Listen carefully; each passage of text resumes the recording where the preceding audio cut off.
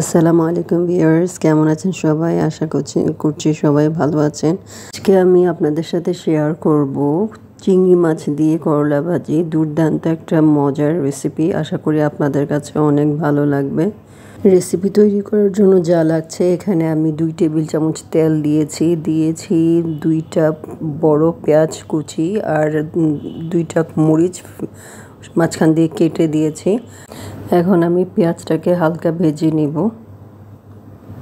এখানে অ্যাড করব 1 চা চামচ রসুন বাটা, আধা চা চামচ আদা বাটা, আর 1 চা চামচ মরিচ গুঁড়া এবং 1/4 চা চামচ হলুদ গুঁড়া আর 1/4 চা চামচ ধনিয়া গুঁড়া দিয়েছি, স্বাদ মতো লবণ।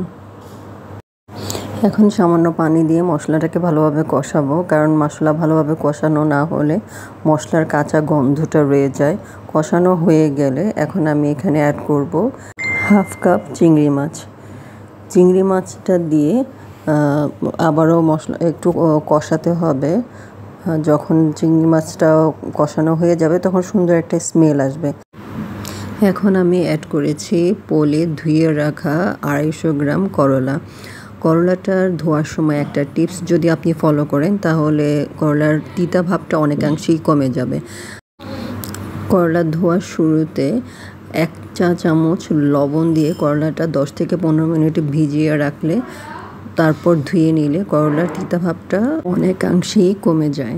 করলাটা যখন আধা সিদ্ধ হয়ে এসেছে তখন আমি এখানে 3টা কাঁচামরিচ দিয়েছিলাম আর দিয়েছি একটা পেঁয়াজ কুচি। এতেও করলার টেস্ট ভালো হয়।